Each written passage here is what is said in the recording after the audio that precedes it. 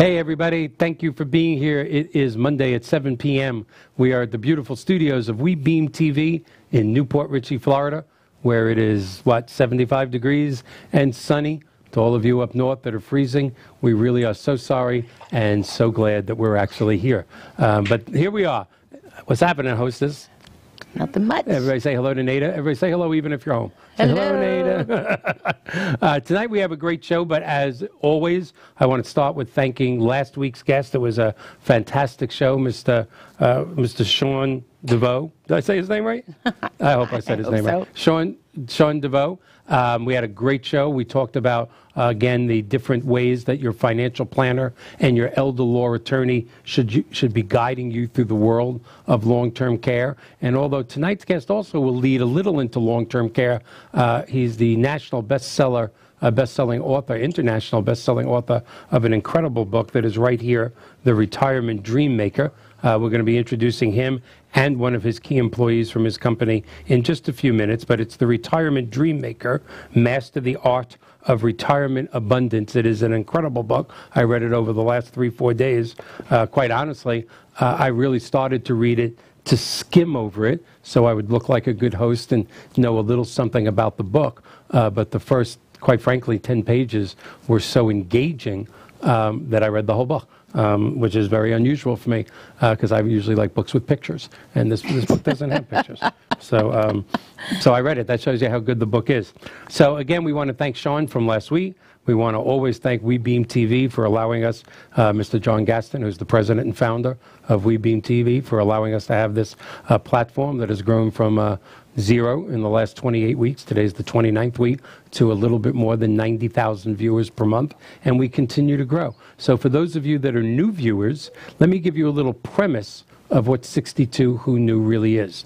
62 Who Knew is about, for lack of better words, the double-edged sword, the mixed blessing of longer lifespans. Every age group, every generation, since our fathers, our grandfathers, and their fathers approached retirement, all had the same problems. Did we save enough money? Do we have the proper amount of insurance? Should we take Social Security, or should we defer to later life? Do we buy CDs? Do we buy annuities? Who's going to pay for our funeral? Do we have a living will? Do we need a will, or do we need a trust? The questions are endless, and they're actually the same for every generation. Until my generation. I'll be 61 in a few months, and my generation has a different obstacle that no other generation has ever had, and that obstacle is longer lifespans.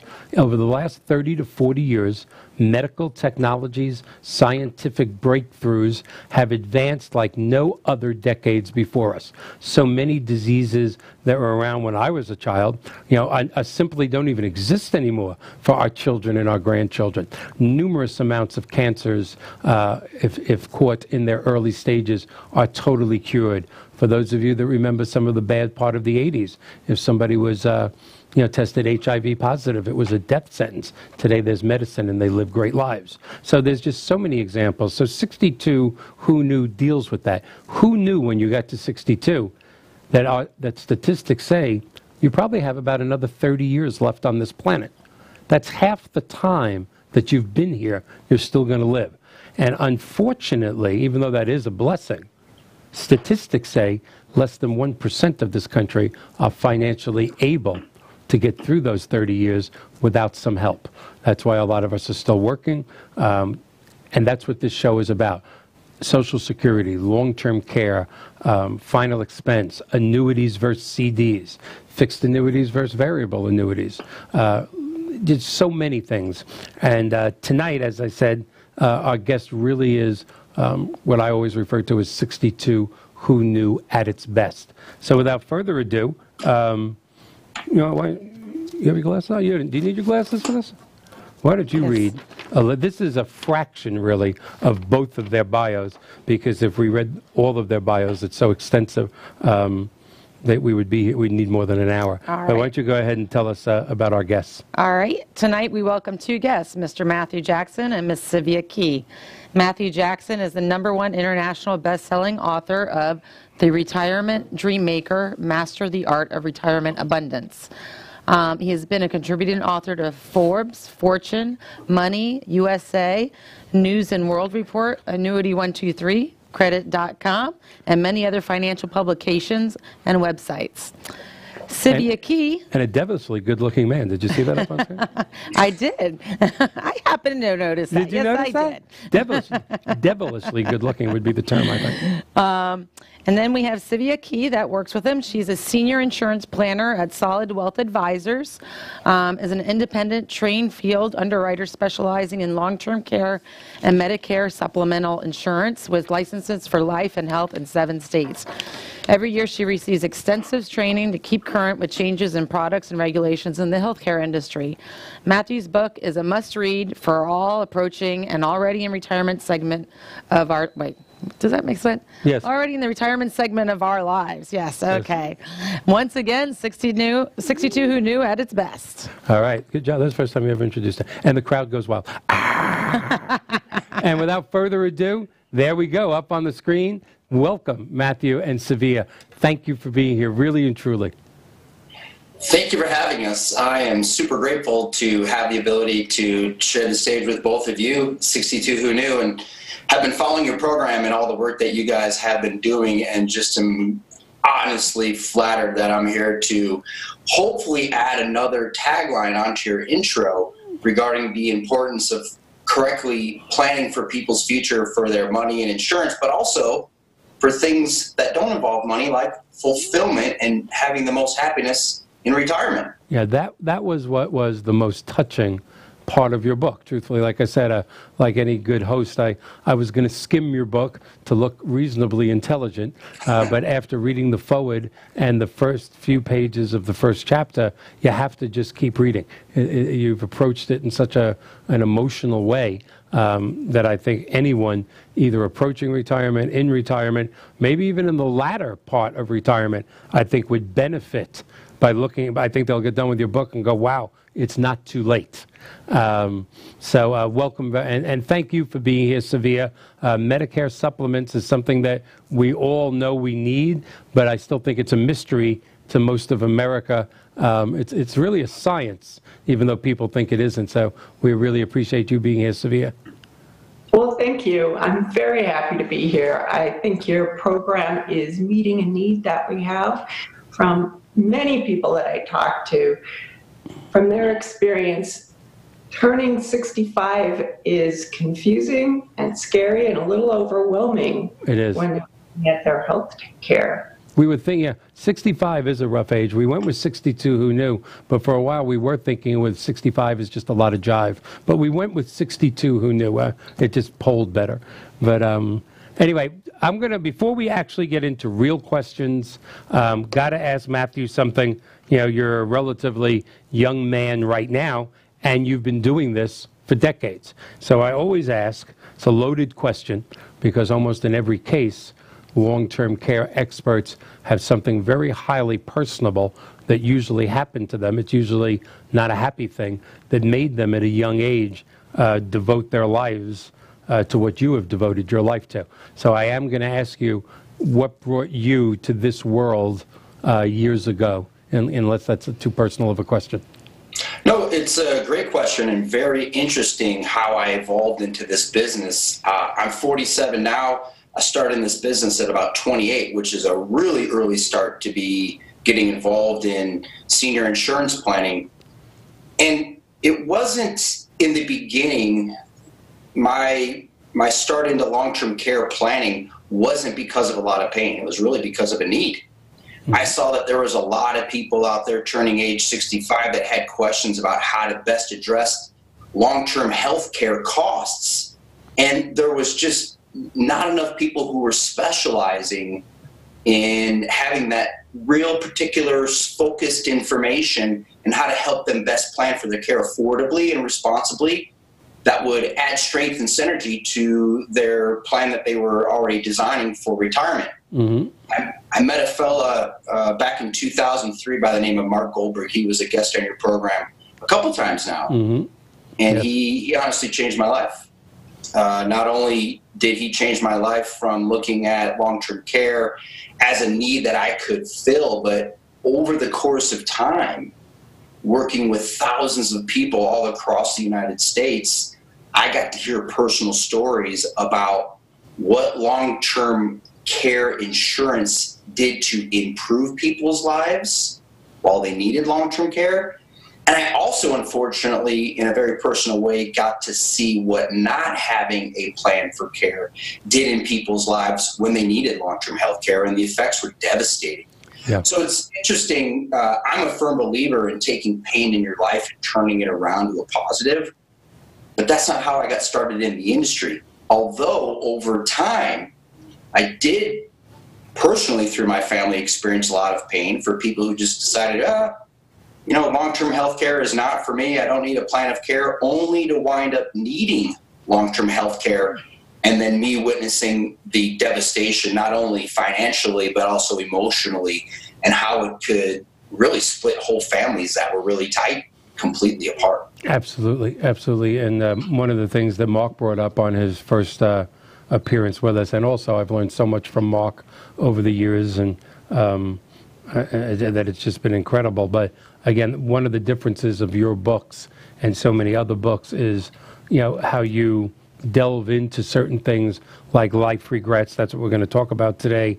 How so many people that have never been subject to depression find themselves facing a little depression when they don't know what they're doing tomorrow at 8:30 in the morning.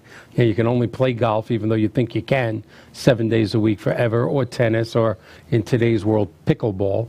Whatever you're going to do, retirement is different. So I am going to ask you, because I know the answer because I read your book, but again, you take such a different approach to retirement. What is the number one end-of-life regret that you quoted in this book from all your research? Yeah, that's a great question, and something that as a long-term care planner for almost 2 decades, I really didn't understand. And as I began to research important information to add into the book, I came across an online article written by a gal named Bronnie Ware. And the name of the article is Regrets of the Dying. And Bronnie was a palliative caregiver helping people through the end stages of their life. And she was talking with the people that she was giving care to. And she was asking them, if you had to do it all over, what would you do and what was your biggest regret? What would you change? And this is something that completely changed my life. I thought it would have been, fame or, saying I love you more. And it was the number one regret that people had in their lives was that they wished they had the courage to live a life true to themselves. And that struck me. My book was actually born out of a lot of pain. My career was not.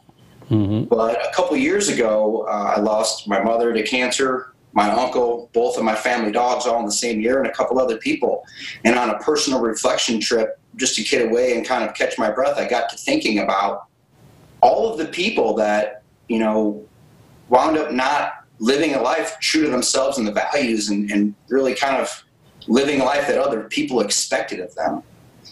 And when I decided to write the book, I wanted to talk about things that my industry typically doesn't talk about. As financial planners and insurance planners, we're not told to talk about emotional things. We're told to talk about money. Yeah, that's exactly and right. When I came across that online article, I thought, wow, who else is really just thirsty for that information on how to get the most out of retirement? Because after all, Michael, we work 20, 30, 40 years to live a dream lifestyle in retirement, right? Yeah, absolutely. Absolutely. Many people never stop working. They work till death. And that's a sad situation for a great country like this. It's funny that when you say, living life to its fullest, I'm sure you're familiar with, all speakers are, with Tony Robbins, who's my favorite motivational speaker. And I've been, a disciple of his for a few decades. And one of the things he says is, the number one regret of people he's agreeing with you. He's putting it differently. Is they get to their end of their life and I should have done this. I should have done that. I should have done this. And what he always says in all his books and recordings is, you don't want to get to the end of your life shitting all over yourself. But that's exactly what you are saying. He said it 30 years ago in a different way, but you are right. That is I never would have thought of that, but as soon as you said it, as soon as I read it in the book, that is going to be anybody's regret, what they should have done and didn't. Can I share with you a quick story about a client that I had in my office that was sent to me on a referral? Absolutely. While I was writing the book, it was just by divinity. A fellow came in wanting to roll his 401k from his employer into an individual retirement account for himself. And once we got done with all the paperwork, I said, we'll just call him Paul for this story. I said, Paul, congratulations, you're a month away from retirement. What are you going to do? And truly, I was excited for him because I consider myself a retirement dream maker. That's what I do. Mm-hmm. And he looked at me and he said, well, first he looked at me and then he looked right through me and he started dreaming. And then he looked back at me and he said, I honestly have no idea. Mm-hmm. And I said, Paul, wait a minute. You've been working for 40 years. You're at the finish line. Do you want to, fish, play music, travel, spend time with your grandkids? And he looked at me and he said, Matt, honestly, I never thought I would make it this far. Mm-hmm. Honestly, I've never thought about it. That scared me. Yeah. Because he's not alone. And so to try to get him more into the dream state of what his life would look like, I said, okay, Paul, take yourself back into the 3rd grade. When you were looking out the window, bored of school, what was it that you were dreaming about? Did you want to fish? Did you want to build cars? What was it? Did you want to start a charity, help people? He said, I honestly have no idea. And wow. He walked out of my office with a little bit of inspiration, but really had to do a lot of soul searching. Mm-hmm. And I wrote this book to help people reshape their lives in retirement, because the emotional aspect of what people are going to face in retirement, that's the dirty little secret. And I'm sorry, go ahead. We're all told that retirement's a honeymoon, right? Yeah. And we're going to have a great time, but let me tell you, the honeymoon does wear off. Yeah. And I hope through the words in this book, it inspires people to get past the honeymoon and really get into things of the heart, things of substance. Yeah, you're preaching to the choir. In my 2 marriages, the honeymoon wore off really quick. But I guess that's different. Different type of honeymoon. I'm going to ask you something, then I know Nada has a few questions. Interesting statistic in your book that, when I first read it, I went, whoa. But the book quotes that close to 40% of people in retirement deal with clinical depression that have not dealt with depression ever in their earlier years. You would think it would be a continuation, but it's new, again, at a time in their life when there should be no stress. Yeah, that statistic during my research absolutely floored me. Because here we are, we should be in the pinnacle of our life. Yeah. We should have no worries. But here's what I found through an interesting story. The same weekend that I did that personal retreat, when I was searching about what I wanted to do with my life and help people, mm-hmm. I ran across a fellow who was a retired brain surgeon. And we just were having a casual conversation on the beach. And he said, wow, your concept about writing a book really hits me home right here in the heart. You know why? He goes, when I turned 65, my hospital retired me flat out. And Matt, I was at the top of my game. Number one, I was saving people's lives. I was making a difference. I had value. But once I turned 65, they put me out to pasture. And now I feel like I don't have any more value. Mm-hmm. I had purpose when I worked. I felt like I was important. I was contributing. I had responsibility for people's lives. And now, what I look forward to most, Tuesday afternoon golf, followed by a nice glass of scotch. He said, I'm bored to death. Yeah. What do I do? Mm-hmm. And so the media is telling our retirees, Michael, that when you're retired, don't bother us anymore. You have no more value. You can't keep up with the younger generation. Mm-hmm. And I believe that's totally wrong. I believe that people, when they hit retirement, are their absolute pinnacle in personal and professional growth and development because they've spent 40 years developing them. They have a mountain of cash, hopefully, behind them that they've saved and invested that can support them. And they have nothing but an ocean of time in front of them that they can go out there and really live a purposeful life and really have happiness. Yeah. There is no doubt that, at that point in your life, your experience, your ability to know when to give in, when to compromise. What is that old cliche? That wisdom is wasted. Was it not wisdom is wasted? What cliche am I looking for? Something wasted on the youth. But you really don't get the wisdom to be a good person until you get a bit older, which is a very strange paradox in a way of life. Because if I had some of the wisdom I have now 30 years ago, we probably have 4 million viewers rather than 20,000. But still. But, I know you have a question also. You have a couple of questions also to ask. Yeah, I find it interesting that you're just saying that the divorce rate has increased for people in the 62 or the baby boomers. I'm sorry. It's okay. No, that dinner was way too big. No, that staggered me too. That I don't want to say the older generation because it's me. Yeah. And I did it the normal way. I got divorced earlier, like a good American. How is it go? Why are people approaching retirement? Why are their divorce rates going up so high suddenly? Yeah, universities have been studying this, and what they've found is that there's actually a condition out there that they've named the retired husband syndrome. So imagine, the RHS. You're working your 9 to 5 for 20, 30, 40 years. You're managing kids. You're trying to manage your finances. You're managing your social schedule. And now we have these little devices right here that act as a big distraction. And so it's really easy. What these university studies found is for a husband and wife or same-sex couple to just kind of drift apart over time because they don't really have a need to spend a lot of time with each other. But then once retirement hits, what are you forced to do? Yeah. Spend time with each other. Time with each other.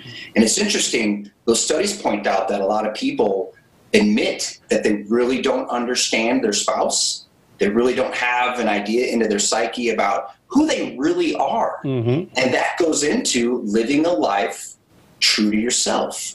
Because we get this schedule or this paradigm in us of what our spouse expects us to be like, how they expect us to behave, the things they expect us to do on a daily basis. And a lot of people can't break out of that routine. And once they find that they're forced to spend 24/7 with their spouse, if they don't have resources for connection away from their spouse, they can sometimes drive each other crazy. And that leads to separation. Yeah, that makes sense. True. I mean, somebody, whether it's a best friend or a coworker or a spouse, you spend X amount of hours of days with that person and you're truly in love. And suddenly when you have to spend 24/7 with that same person, that could be a different story. It sounds terrible, but you do really one day look at them and go, I really have never liked you. No, that's not. Why are we still? Well, you spend so much time being mom, dad, grandma, grandpa, breadwinner, nurse, mortgage person, realtor, doctor, author. Then suddenly you're just you. It is a big change. And couple that with the depression that can set in from losing your identity as the doctor, the lawyer, the plumber, the nurse, the teacher, the parent, because now your kids are out. That compounding effect of that depression and losing your identity, wandering around who you're going to be like, only contributes to the retired husband syndrome. Right. And I guess this also leads to why they're leading to more drug abuse and alcoholism. I mean, that was amazing too, that statistic. So that could be just by great marketing through big retirement communities like the Villages. The Villages in Ocala, Florida. I love the Villages. What we refer to in my other life as reverse mortgage heaven. True. Yes. But the reality is that there's a perception in our society that money is the most important thing that happiness comes from, especially for my industry. My industry is guilty for pushing that on retirees that, hey, if you don't have a certain amount of money or the biggest pile of cash possible, you can't possibly be happy, because if it isn't for money, you can't buy those things, you can't go those places, rather than growing as a person professionally, personally, and spiritually during retirement. And in my perspective, money's just a tool in our life to help us get what we really want. Oh, that's absolutely true. Yeah. And in my opinion, many retirees feel like if they don't have a pile of money, it's not possible to have happiness or fulfillment. And what I write about in the Retirement Dreammaker are specific ways for people to find ways to build connection, to build happiness and fulfillment that don't require a lot of money. It requires some effort. Don't get me wrong. You can't sit on your couch. Although you can. I do detail some ways in the book that you can sit on the couch and develop connection. Yeah. The point is, you can't be apathetic. That's right. The point is that you have to have some type of drive. And most importantly, research shows, and many people, viewers watching your show, are not going to want to hear this if they're in retirement. The best way to get fulfillment during retirement is to saddle yourself with responsibility. Wrap your head around that. You just got done working for 40 years. You try to get rid of as much responsibility as possible. And research says if you want to have true happiness and fulfillment, it doesn't come from money. It comes from saddling yourself with the responsibility to others.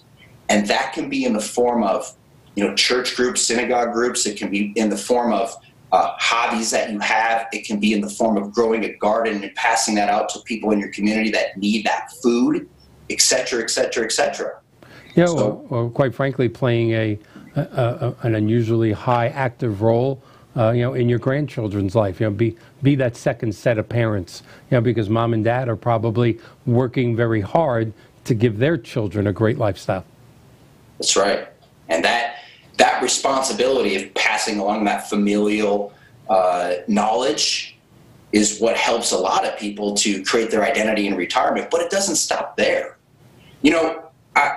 I heard a quote a long time ago that goes something like this: you can find happiness in a bottle or with drugs, but true fulfillment is measured in how you live your life, the people you serve, and the value that you create. That is so true. Thank you. And I wish I could take credit for it, but I'm not that smart. And my wife says I have a face for radio, so I'm grateful that you have me. Yeah, I have the body for radio, so we make a good pair. Yeah, I forget who's quoted this because it is somebody famous, but God, I wish I could remember. But anyway, what they said was life is all about the dash. And when you look at somebody's headstone and it says, from 1938-2, it's all about the dash, what you did in the middle, and that's so apropos. So you developed, or you dedicated, not only an entire chapter, but throughout the book, it's laced in it. And I think this is very important too. And then we have to ask Sivea a question, because she's looking lonely there. So, but after this question, Sivea, we're coming to you. It's interesting that you also put that if you are in retirement, 60s, 70s, whatever it may be, and you haven't done the things we've been talking about now for about 30 minutes, that it's not too late. And I think there's a lot of people out there in their 70s, maybe even 80s, that are going, I blew it, my timing wasn't right, this is going to be my life, that's it, until I die. And I love the part of the book that you dedicated to, it's never too late. It's never too late. Before I talk about how some people can just quickly live that it's not too late, can I talk about some of the obstacles that people will run into during retirement that Absolutely. I've seen person after person after person just follow one after the other right into? And I think it's fair for your viewers that they understand just from a 30,000-foot level some of the challenges that they face that nobody ever wants to talk about. And the first is familial expectations and constructs. Our family expects us at a certain age to behave a certain way. And even my own daughter's friends, not my own daughter, she knows better, but my daughter's friends say, oh, your dad's 47, he's a black belt in Brazilian Jiu-Jitsu. He likes to do, week-long trips in the mountains by himself. He should act his age. You don't have to. I'm determined to break that construct to act and look like a 47-year-old, all the ones that are around me. Yeah. And And I hope to continue to do that. So that's first. Second is societal pressure. Society tells us the same thing through advertising and marketing. When we get to age 65, we should buy this. We should have this. We should go to this place, and we should act that certain way. And I would encourage people to take back control of their life and live it the way that suited themselves, rather than what society's telling them to do. So that's number two. Number three, money. We're told by financial planners, the television and media, that, like I said before, if you don't have a pile of money, you have no chance in being happy in retirement. And I'm here to tell you, it's things of the heart that help create happiness and fulfillment. This is just a means to an end. So that's number three. Number four is daily habits. You know, many people during retirement get stuck into the daily habits that they had while they were working. That means getting up at the same time. It means maybe buying the same pack of cigarettes or smoking at the same time, eating the same type of meals. And Mark Goldberg, who I have so much respect for, changed this in my life years ago. And he said, in front of a room, when he was giving a talk, and he said, Matt, if you want to reshape your life and form new daily habits, you have to do it for at least 30 days. And I'll never forget that, because it changed my life. And every single year, I always try to find a way that, you know, maybe one thing that I want to improve in my life, and I dedicate myself to making that a habit for 30 days straight. And if you went into my bathroom mirror, I have 3 things that I want to improve on right now in my life. And in order to make sure that I don't get stuck into my own daily habits, I put a tally mark every single day that I do one of those tasks that I want to get better on. So being a victim of just doing the same thing over and over is very real. So I just want to warn everybody out there. Yeah, what do they say? The true definition of insanity is doing the same thing over and over again and expecting different results. Yeah, and it's true for retirees. They are not, they're just as susceptible as anybody else. Number 5, lack of direction. You know, we get told, because society and familial pressure and is telling us what we should do, we often wonder, you know, like Paul we talked about earlier, what was it that you dreamt about when you were a kid that you wanted to do? What was that one goal? What was that one thing you always wanted to do? The one person or occupation you wanted to be, or the one place you wanted to travel, and what you're going to do to make a difference in people's lives? So oftentimes we're not told to have an objective view of our own life, to turn around and look back at what we did before the dash mark, right? So Absolutely. having some direction is really, really important. I give some exercises throughout the book to help people understand and how to create the direction in their life if they've not had any. They've just been kind of a sail blowing in the breeze without, you know, a good rigging to the boat. Yeah, it is really kind of amazing as we get older. And you said you're 47? Yes, sir. So I'm 13 years older than you, but it really is amazing how many people we meet. Nice people, good people, intelligent people, good moms, good dads, but even in their prime years, don't have direction. They're getting to Friday, and I'm not casting dispersions on them. It's rough out there right now. You know, 95% of couples are both working, mom and dad. It's not easy right now to be a mom and dad with 2 or 3 children. But the direction is getting through the week, getting through the month, and then you get to a certain point in life, like you said, where you realize that lack of direction. You know, now it's time to have it, and sometimes you do get depressed over the fact that you don't have it. Yeah, it's that pain of regret that hurts worse than anything else that's out there. Before you ask him his next question, I feel bad for Sivea. We got to get Sivea involved here. Sivea, you are the first field underwriter of Medicare sub-policies that I've actually talked to directly. And of course, like all people, my only experience with a med sub-policy was my parents. And fortunately, we had one of the best financial planners ever. His name was Lucas Pruitt. We just lost Lou, unfortunately. He was our financial planner for 3 decades. And when mom and dad came of age, he walked into my office in the mortgage company. He said, "You're buying mom and dad a med sub policy. The payment will automatically come out of your business account. Don't argue, don't anything, just do it." We loved and trusted Lou. We did it. And there was a number of years that I thought to myself, why are these 2 payments coming out of my business account every month? and then suddenly it started in the 70s and 80s. The back surgery, the cervical cancer, the this, the that, the heart attack, the congestive heart failure, and suddenly Lou insisting, back then I think it was $165 a month. I think it's a little more expensive now.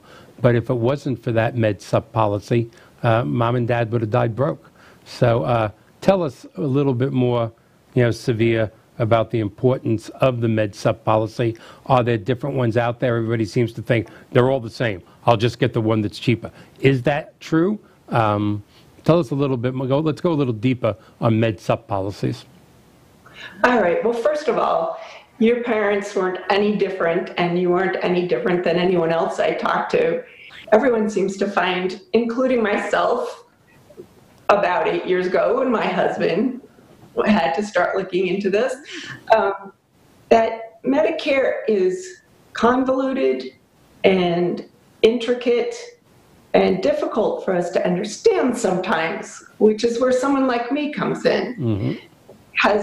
As a trained field underwriter, but also trained in the different policies and the different pros and cons of the policies, I can help with the decision tree. So basically what you do is you end up filtering out all the excess, all the things that don't matter to you.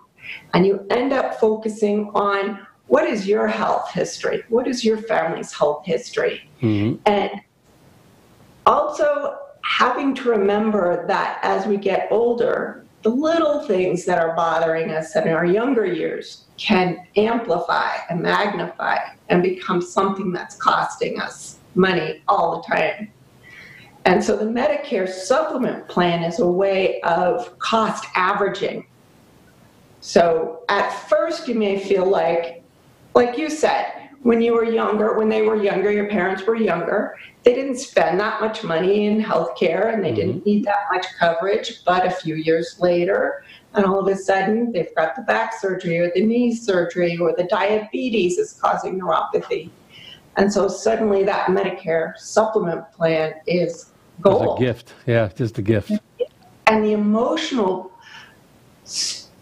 impact is huge. It takes the stress off of the money side, because it's stressful enough to have to deal with surgery and recovery.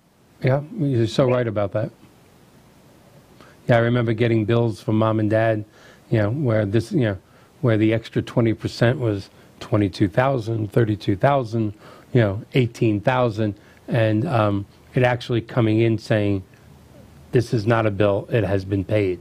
And my father or mother's look going, "That's nice." Yeah, it really is unbelievable. I'd like to say one more thing that has been sort of bothering me about our current promotion of the Advantage plans. Don't get me wrong, I think Medicare Advantage, which is the alternative to original Medicare, which is managed by the government rules. This is insurance companies taking over management. They have to obey certain rules and regulations. It's not just the Wild West. And they do have certain advantages for certain people. But right now what we're hearing is how fantastic they are, how many more benefits you get, a little transportation, a little eyeglasses, some dental work. And in reality, those are very small benefits that can easily be replaced with supplemental type plans, extra plans. Whereas the co-payments and the maximum out of pocket for some people can be devastating. Absolutely. Yeah, even as a novice, I've been reading things about Medicare Part B that is just terrible. I never would have expected that the government could lie to us like that. Well, who'd have thought? You don't want to just throw out the Advantage plans or the Part D, but the Advantage plans have a place. Yeah, it's just for everybody. All right. We're doing good on time, but it's sometimes this hour show goes so quickly, and I know we have a couple of more questions for Matt. And then also, John, when you can, if we could throw up the coupon code. All right. If we could throw up the coupon code, because the book is normally $16.99, and if you put in the coupon code for watching the show, you'll be able to order it from Matt for $9.99. And as most of our viewers know, my book sits here for the last 28 weeks, a gift from my father, and we've yet to have a show on it. I don't push it. I will one day. This is the first book I am actually saying into the camera, you have to buy this book. You have to buy this book if you're approaching retirement, in retirement.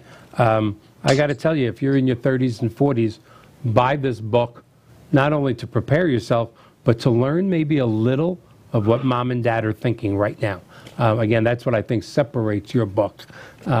Reading this made me really think about, well, there's a section of the book where you say, I know you all have thought this. And then there was a paragraph that follows, and we only have 16 minutes left, so I don't want to read the paragraph.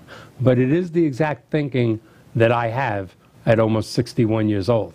And it's just amazing when you read that particular paragraph. I think it's in chapter 2.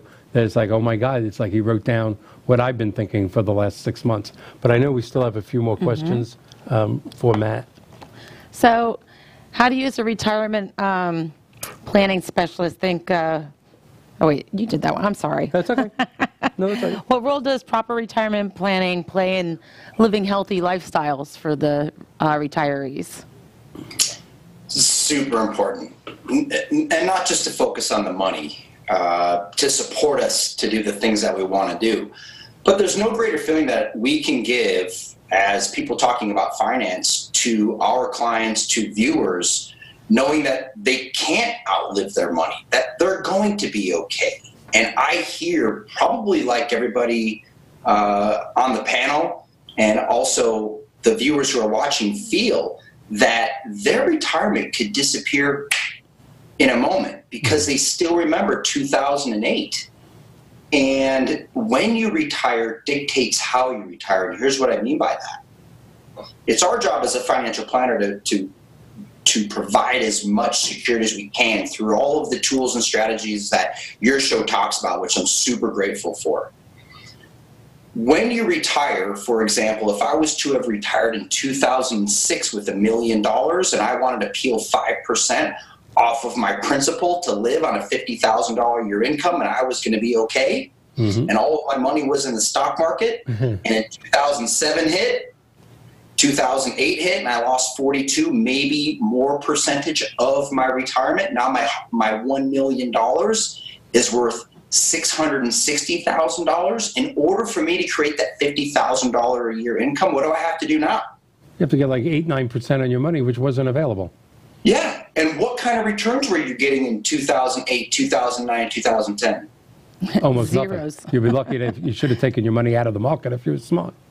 So how would that make the viewers or us feel knowing that we had to get a $50,000 income, but we don't want to go back to work? How would that make you feel? Bad. Very anxious. Very anxious, yeah. That's Very the perfect anxious. word, anxious. And that's where I'm a believer in what your show is doing and the message that you're bringing to the American public and hopefully throughout the world, which is I'm one of the few financial planners who's duly licensed. I hold a securities license and an insurance license. And I try to tell people in the chapters in the book that there is an absolute war going on for their money. No doubt. I agree. And that war is between licensed securities people, big banks, brokerage firms, and people that offer insurance. And it's been my belief, the reason why I became duly licensed is because I think that both industries have good tools and strategies to offer. However, I don't think that one has the lock on the best.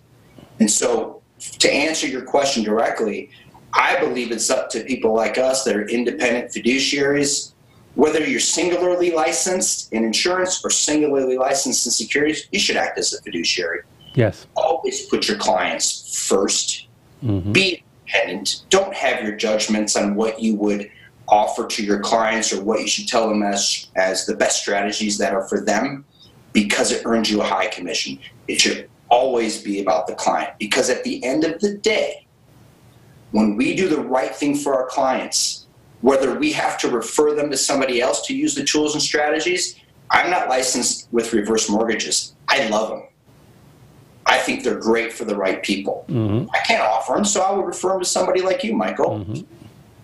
But the message is When I can take the best of the securities world, the best of the insurance world, the best of the mortgage industry, and add them together to create a plan that adds strength and synergy for my clients, everybody wins. Yeah. Because emotionally, they're not worried about the bad tweet that can send the stock market down, a terrorist attack, a missed earnings report, a bad news cycle that makes their account values do this. They can have more stability and confidence knowing that they can pursue their passions, and their passions are not dictated about the amount of money that they have because it's okay. It's even cheaper. And now they can really go after the true fulfillment in their life. The ultimate freedom is what I call it. The freedom to live your life with your true purpose and your true passion. Yeah, it's kind of funny how all brilliant people, and I'm counting you among those people. We had a guest about 8 weeks ago, Mr. Tom Hegna, who's no doubt known worldwide as probably the top income annuity specialist. A brilliant man and an incredibly brilliant speaker. And he speaks about the psychology. He's certainly not the only one, but again, his book gets very personable. Well, one of his many bestsellers about that retirement is not about assets. It's about income. You want guaranteed income because like you just mentioned, one terrorist attack, one bad day, one anything brings the stock market crashing. You wake up, one day you're worth $1 million. The bell rings at 4:30 in the stock market, you're worth $500,000, and you have a stroke the next day because suddenly you don't have enough liquidity to get through retirement. So what Tom preaches, and it's exactly what you're saying now, is it's about income. It's really, obviously assets count, but God, people that have it all in the stock market now with all the nuts out there that have nuclear bombs, and the world's just in a crazy place. And I keep threatening that we're going to have a show one day, based on just morals and ethics. We'll have a column of people, of you, Mark Goldberg, Tom Hegna, and just talk about, that whole philosophy of putting the customer first.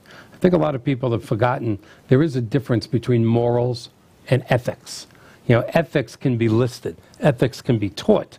One of my favorite organizations, the Financial Planning Association of America. Also, we have NAIFA, the National Association of Independent Insurance Agents. They have a list, a code of ethics. Ethics is something you can read. I think what this country is suffering from the last 2 or 3 decades, it's not a lack of ethics, it's a lack of morals. And I think morals is kind of taught to you by your parents at a young age. And if you're not taught correctly, there's a problem. And I think we're getting a little too philosophical here, I know. I think there is a problem in this country with morals the last couple of decades. Well, that is a really powerful point. And when I started in this industry in the early 2000s, there used to be a philosophy that was, what have you done lately for your client?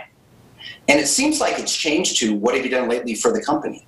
Yeah. And to me, it's just backwards. That's true. Mm-hmm. And to that point, I also wanted to strengthen your point about the guaranteed income. I share a concept in the pages of that book that I think your viewers will grab really tightly and understand. And that is, when you're working, you're in the asset accumulation phase of your life. You're trying to accumulate as much wealth as possible through saving and investing, making all the right moves that require skill and care. It's my philosophy that you should have done all of that work up to the day you retire. And when you hit retirement, there should be no more need for heavy asset accumulation, but you should rather transfer or shift into asset preservation. It's more important to keep what you've made and protect it from that tweet, the terrorist attack, changing trade policy, things like that, than it is to grow it by 10 or 15%. Because if you're really chasing those big returns, you're also in line for what? Big risk. Big risk. Big risk and big losses. There's no reason to do that. And unfortunately, my industry with the securities industry, with the philosophy of what have you done for the company lately? Here's where the morals come in, Michael. Brilliant point. It's not about helping people live fulfilling lives and securing them. It's all about how do we keep the client's money invested in the stock market as long as possible. Mm-hmm. Exactly. And you're the first person that came on the show. We've had some very brilliant financial people on the show. I've had the pleasure of speaking around the country. Usually I'm speaking, of course, on reverse mortgages, but hearing brilliant speakers like yourself, they always talk about asset accumulation, and then when you get to retirement, you're in asset depletion. You are the first financial planner that I've ever heard use the two words asset preservation. Yeah. And that's what it's really about. Absolutely. Not necessarily, they've got people trained that you're in depletion mode. Preservation would be a lot better mode. 100%. I totally agree. And I hope that the strategies that I talk about in the book really resonate with people across the United States and even internationally, because all the principles that you talk about and share on your show, they're not singular to the United States. You can use them around the world. Oh, absolutely. And I think there would be a lot less anxiety and depression and less focus on money and returns and more about, hey, how do I spend life with my grandkids, showing them the true me right here. Mm-hmm. Not what am I going to do for them to show how much grandpa appreciates them or grandma appreciates them by doling out the dough. No, it's giving the example of being a good person, have morals and ethics, and pursuing your passion, not caring about what other people might think about you. Yeah, that's a biggie too. Say about you. Mm-hmm. Now we have something on the screen, and I just want to make sure. Matt62 and you off. Is that the coupon code? Yes, sir. So to our audience, if you go to Matt's website and you want to purchase the book, enter Matt62 and you off, and you'll be getting a very large discount on the book. It'll be going down to $9.95. If for some reason you're not writing this down, guys, or you have problems on Matt's website, you know you can always go to 62whoknew.com, throw Nader and I a message, that says, hey, we didn't get a chance to write down Matt's website. Send it to us. We'll be glad to do that. I think we have about 4 minutes left, John? Yep, just about 4 minutes. We usually stop at about 2, so I can thank you guys. So in the 2 minutes remaining, if you had to leave us with something, again, I can't stress more for the first time in 29 weeks to our audience. Buy this book. It's just an eye-opener. It's an eye-opener if you're of age, and it's an eye-opener if your parents are of age for a little bit of what they're going through, which I think is important when you're in your 30s and 40s to go, Dad's not acting like he usually does. Well, Dad used to have all those responsibilities that you spoke of and suddenly doesn't. Like I said, yours was the first book that really, really approached it from the heart, rather than you're going to live to be this age and this is why you need this annuity.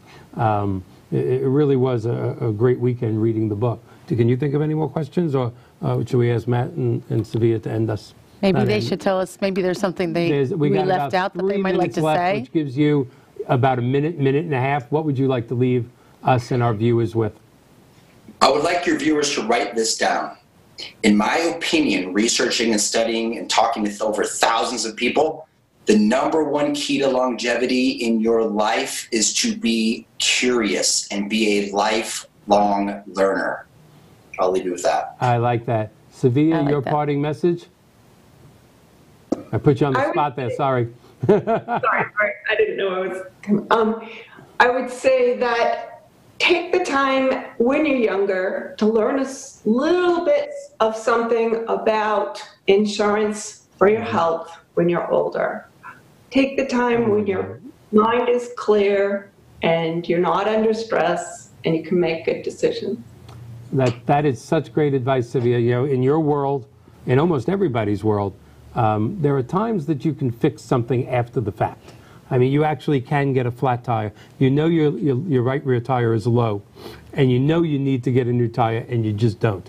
So you get a flat, you pull it to the side of the road, it's aggravating, you throw the little donut tire on, you hobble over to the Firestone place, or wherever you go, and you fix your tire. There are some problems that you can fix after they happen, but in all the topics that are dealt with here and in life, you can't get it after it happens. You can't fix the barn door after the horses leave, which is an amazing analogy for a Jew from New York who has never been in a barn or seen a horse that close. But I know it's a great analogy. And when you need long-term care insurance, when you need that med sub policy, when you need that final expense policy, when you really thought, wow, I should get more life insurance. It's too late. And it's amazing that people, when they're younger, just don't get that. It's just amazing to me. All right, so we have 1 minute to go. Thank you. You know, we didn't get to several things. I'm hoping that you will come back in the near future. I hope you'd like to be a guest again. And again, for those of you that are going right to Matt's website to purchase the book, once we go off in about 30 seconds, if you haven't got to the website, if you didn't get to it, go to 62whoknew.com and just contact Nate or I, and we'll point you in the right direction. We have some very, very special guests coming in the month of March, one of which is a world-class magician. We're going to go a little light on 162 Who Knew. We did that about 2 months ago with one of the nation's funniest men, G. David Howard, and now we're going to do some close-up magic. You've seen him, haven't you, Matt?